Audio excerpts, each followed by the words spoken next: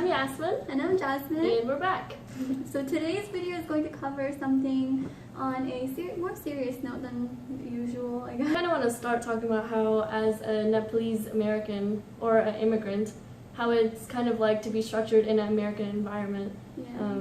How we're pressured by society, family, or even ourselves. We're going to be covering about 5 points. So Alright, let's get started.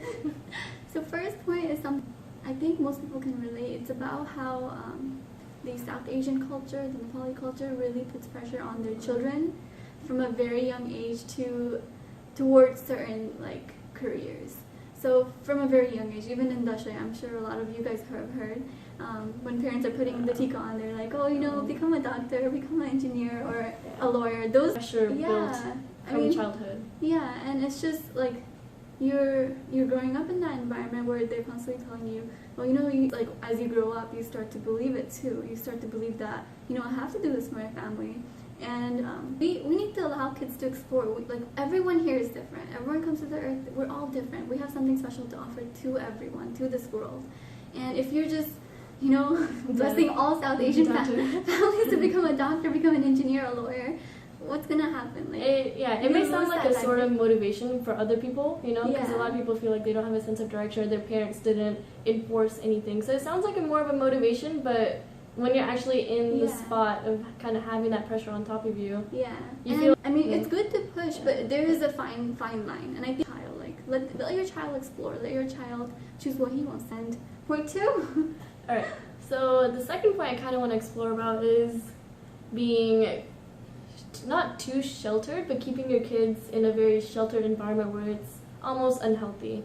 So I see a lot of, a lot of kids nowadays, or a lot of, even we were very sheltered. We weren't, too much allowed to go out, hang out with our friends, or, go, just do what regular teenagers do. They don't let them go out, and, even if it's, going out with your friends to get ice cream or something, it's still not, it's like, oh yeah, go have fun with your friends, So I feel like a lot of parents kind of shelter their kids too much, that once they're, go to college, they kind of go all out in a sense.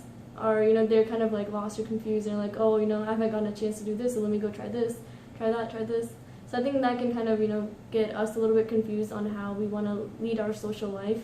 I think it impacts us a little bit socially too. We're not able to, fully be ourselves in front of other people because we're not around our friends a lot. And now that we're in college, we're around people, friends, And I think, we're not able to relate to them as closely because we're always around that family environment, which isn't a bad thing either, but I think there's a limit to it. So I kind of want to say to all parents that get to know your kids' friends, invite them over or go meet their parents, and kind of just have that healthy relationship with both sides, so that your kid's getting that socially healthy life and they're having a family healthy life as well. Yeah. So once they're out of the house, go to college, they have a sense of balance of who they are.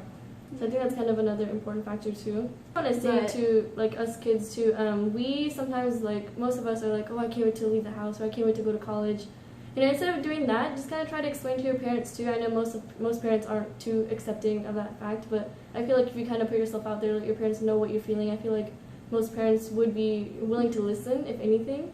And yeah, surround yourself with healthy friends. If they're not healthy, if you're having to lie to your parents to go hang out with them, then you shouldn't be in the first place. Yeah.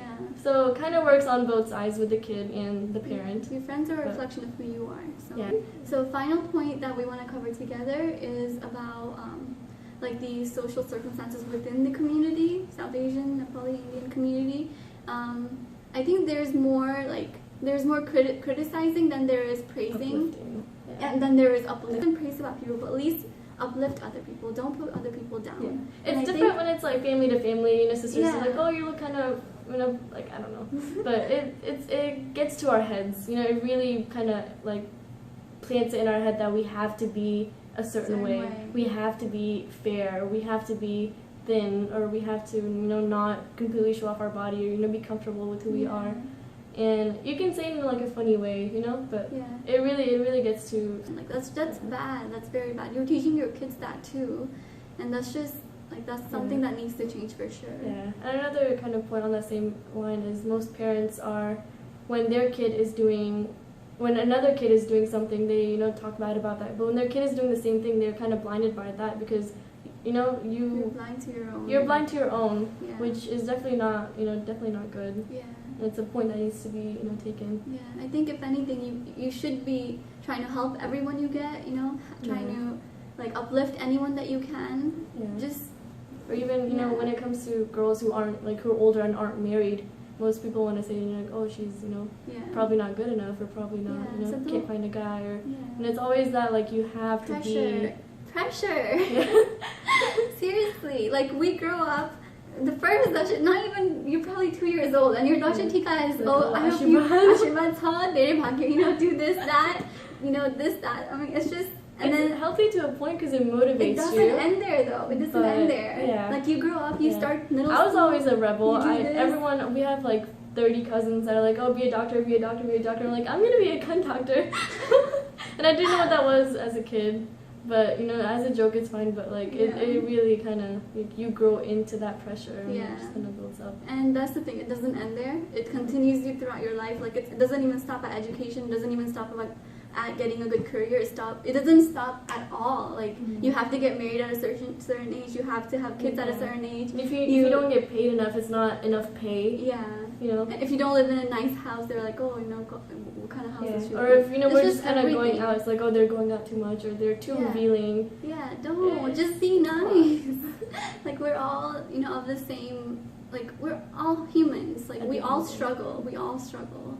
So I mean, parents, you guys have struggled too, and we struggled too. So it's just something we all need to be mindful of. So that's it.